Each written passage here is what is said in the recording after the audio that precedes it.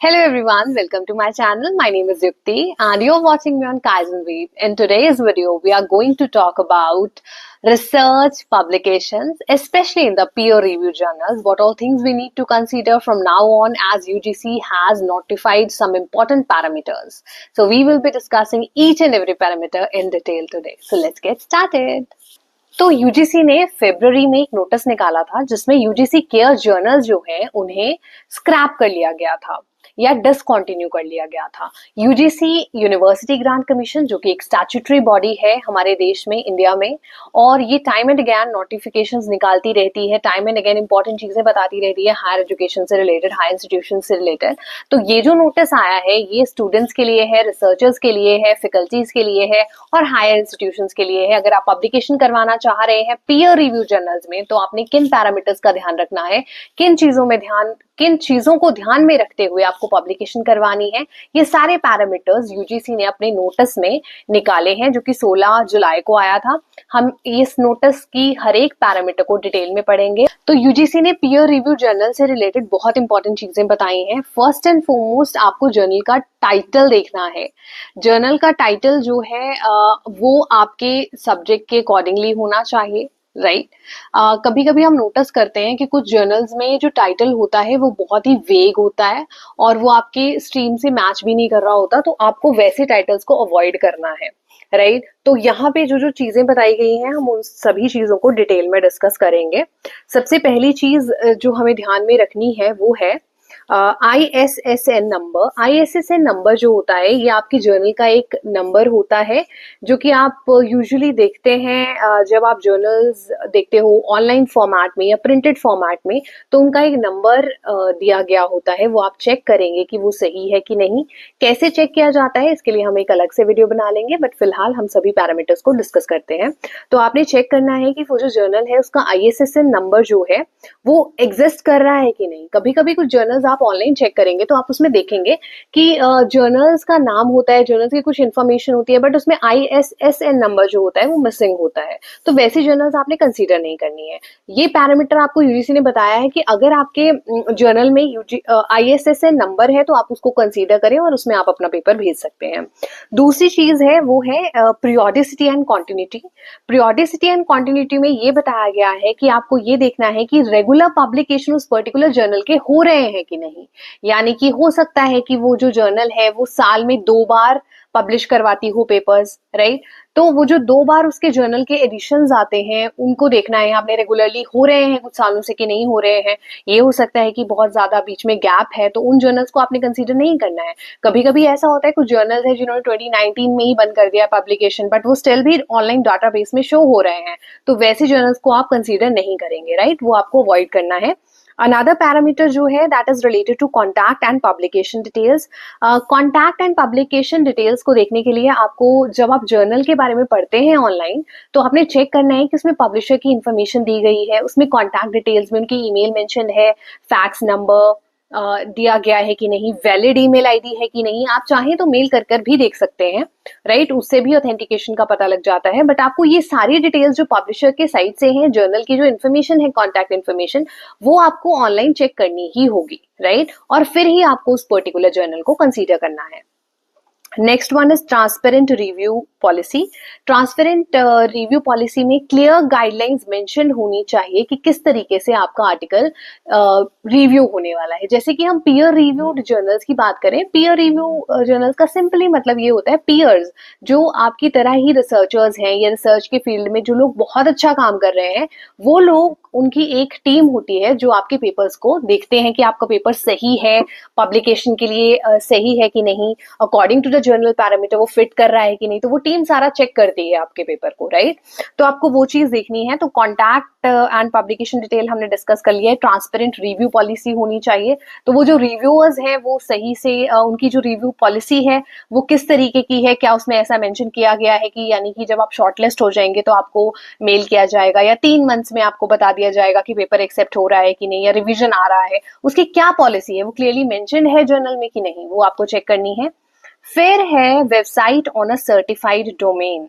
आपको ये भी चेक करना है कि सिक्योर्ड वेबसाइट डोमेन है उस पर्टिकुलर जर्नल का कि नहीं, क्योंकि बहुत सारी जर्नल्स आजकल फेक हैं या प्रीडेटरी जर्नल्स हैं। प्रीडेटरी जर्नल्स का मतलब ये होता है कि सपोज कि एक है journal of management for example, तो वैसे ही हमने एक और जर्नल बना दी सेम ही नाम से, सेम ही लोगो, तो सेम ही पेज डिजाइन कर दिया, बट उसमें थोड़ा सा मतलब क्योंकि वो फेक है तो उसमें कॉन्टैक्ट डिटेल्स फेक होंगी आपकी, आप रीच आउट नहीं कर पाएंगे लोगों को, या उसमें डायरेक्टली आपसे पैसा मांगा होगा, तो वो फेक तरीके भी बहुत सारे चल रहे हैं। तो आपको वो पहले ही चेक करना होगा कि डोमेन नेम सही है कि नहीं उस पर्टिकुलर वेबसाइट का, तो ताकि आप उसको सिक्योर तरीके से जान सकें कि पर्टिकुलर जर्नल जो है वो ऑथेंटिक जर्नल है कि नहीं, वहां भेजा जा सकता है पेपर कि नहीं। ओपन एक्सेस और सब्सक्रिप्शन बेस्ड मॉडल जर्नल में क्या ये दोनों चीजें ऑफर हो रही हैं, और हो रही हैं तो क्या उसकी डिटेल्स है, क्या बताया गया है। सब्सक्रिप्शन मॉडल है तो उसके लिए क्या अमाउंट पे करना है, किस तरीके से आपको जर्नल को एक्सेस मिलेगा, ये सारी चीजें आपको प्रायर देखनी है अपना पेपर सबमिट करने से पहले। नेक्स्ट जो है वो है आपका, नेक्स्ट है आपका integration with national international repositories, inclusion under ONOS और सिमिलर अम्ब्रेलाज। यानी कि जब आपका पेपर एक पर्टिकुलर जर्नल में, आप पीयर रिव्यू जर्नल में दे रहे हैं, वहां पब्लिश हो जाएगा, तो वो रिपोजिटरी पे जाएगा कि नहीं। अगर रिपोजिटरी पे जाने वाला है, वो नेशनल है या इंटरनेशनल है, वहां पे जाने का फायदा ये है कि ऑडियंस वाइडर हो जाएगी, आपका पेपर जो है वो ज्यादा लोग एक्सेस कर पाएंगे, ज्यादा लोग पढ़ पाएंगे। तो ये चीजें भी आपको प्रायर देखनी है कि आपका पेपर कहीं ऐसा तो नहीं है कि बस पब्लिश करके वो ऑनलाइन ही शो होता रहे और कहीं रेपोजिटरी पे नहीं जा रहा है, तो इस चीज का भी आपको ध्यान रखना है। नेक्स्ट जो है आर्काइवल पॉलिसी। आर्काइवल पॉलिसी को देखने का सबसे इजी तरीका ये है कि आप पहले की पब्लिकेशन चेक करेंगे कि पिछला पब्लिकेशन कब आया था, कौन सा वॉल्यूम है, कौन सा इशू है, क्या ISSN नंबर उसमें मेंशन है कि नहीं, तो वो सारी उसकी डिटेल्स आप प्रायर देखेंगे, राइट। आप तो वो कैसे पता लगा सकते हैं कि पहला पब्लिकेशन क्या था, इससे पिछला पब्लिकेशन कौन सा था, लास्ट के 2-4 सालों का, 5 सालों का डाटा कि किस तरीके से पब्लिकेशन हो रही है, अवेलेबल है ऑनलाइन की नहीं, आप उसको कैसे एक्सेस कर सकते हैं। तो ये सारी चीजें आपने चेक करनी है और फिर ही आपने उस पर्टिकुलर जर्नल को कंसीडर करना है पब्लिकेशन के लिए। देखिए, ये जानना बहुत जरूरी है कि जब हम बात कर रहे हैं पीयर रिव्यू जर्नल्स की, तो इसमें एक प्रोसेस है, रिव्यू प्रोसेस है। जब आपने अपना पेपर भेज दिया है, फिर वो रिव्यू होगा रिव्यूअर्स के द्वारा। रिव्यूअर्स जो हैं वो आपकी पर्टिकुलर फील्ड के एक्सपर्ट्स हैं।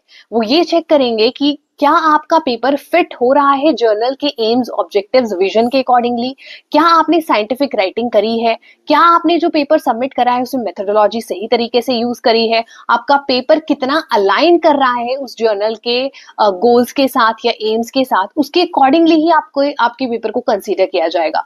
Once your paper is being considered, then they are going to review it. For review they will let you know what are the flaws or what are the things that can be mended, that is to say कि क्या चीजें हैं जो flaws में हैं या किन चीजों पे आप और काम कर सकते हो, तो वो सारी चीजें आपको बताएंगे। मेल के थ्रू आपको रिविजन्स आते रहेंगे, आपको रिविजन दिए जाएंगे, आप रिवाइज करेंगे और आप फिर से उसको रिवर्ट करके भेजेंगे और फिर उसको एडिट करके दोबारा भेजा जाएगा। जितने आपको रिव्यूज आते रह रहे हैं उनके बेसिस पे इंक्लूजन्स करनी है अपनी स्टडी में, इम्प्रोवाइज करना है और फिर उसको फर्दर पब्लिकेशन के लिए भेजना है, राइट। तो ये प्रोसेस रहता है।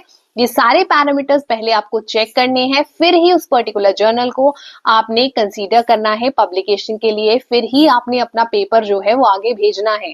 पहले प्रायर ये सारी चीजें करनी है। ऐसा नहीं करना कि आपने जर्नल सर्च किया, आपको लगा ये तो मेरे सब्जेक्ट के साथ जा रहा है, बस इसमें पेपर भेज देते हैं, ये नहीं करना है। बिकॉज वो कहीं ना कहीं आपके ओरिजिनल वर्क के लिए भी बहुत दिक्कत की बात आ सकती है कि आपका ओरिजिनल वर्क एक डोमेन में चला गया और फिर आप उसको कहीं पब्लिश नहीं करवा पाएंगे, राइट। तो इन चीजों का प्रायर ध्यान दें। जो यूजीसी ने पैरामीटर्स दिए इन्हें चेक करें, फिर ही अपने पेपर को भेजें। तो इसमें ये बताया गया है कि ये जो पैरामीटर्स हैं इनके बेसिस पे अगर आप किसी जर्नल को चूज करते हैं तो पीयर रिव्यूड में अगर आपकी पब्लिकेशन हो रही है तो उसे कंसीडर किया जाएगा, राइट।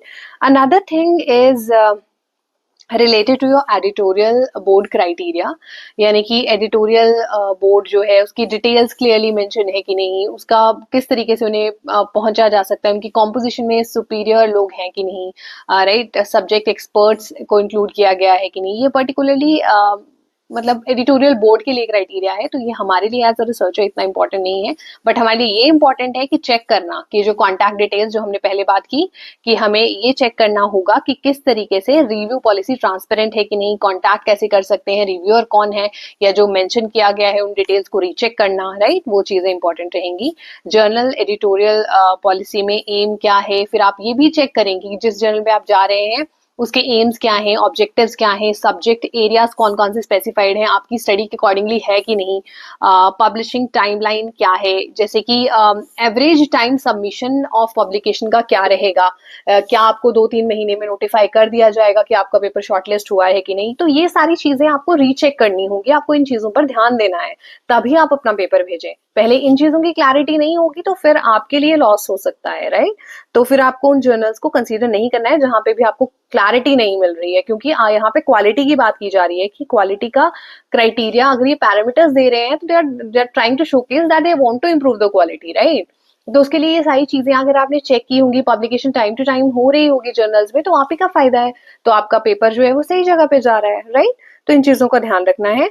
और जर्नल के स्टैंडर्ड्स जो हैं, जैसे कि इन्फोग्राफिक्स हो गया, बिब्लियोग्राफी हो गया, literature citation, quality of website, multilingual availability, ये सारी चीजें भी एक्स्ट्राज हैं जिन पे आपको ध्यान देना है और जिनको आपको कंसीडर करना है, राइट। तो इनकी तरफ भी ध्यान दें, इनको भी गो थ्रू करें।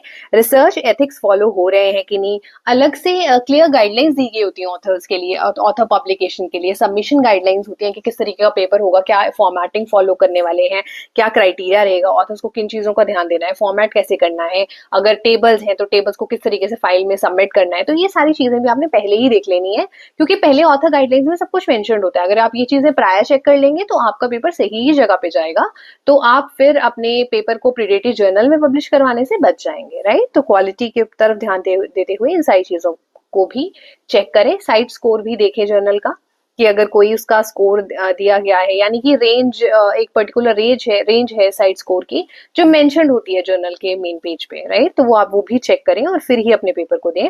तो इन सारे अगर पैरामीटर्स को आप फॉलो करेंगे तो इन पैरामीटर्स को फॉलो करते हुए ही आपको पीयर रिव्यू जर्नल्स में अपना पेपर पब्लिश करवाना है। इनको अगर आप क्रॉस चेक करेंगे, वेरीफाई करेंगे, स्पेसिफिक डिसिप्लिन का देखेंगे, एरिया देखेंगे, अपना फोकस एरिया क्या है, उसके बेसिस पर ही करेंगे, तो फिर वो आपके लिए फायदेमंद रहेगा, राइट। सो आई होप आपको समझ आया होगा कि क्या पैरामीटर्स हैं जिन पर हमें ध्यान देना है और जिनको हमें कंसीडर करके सबमिशन करना है।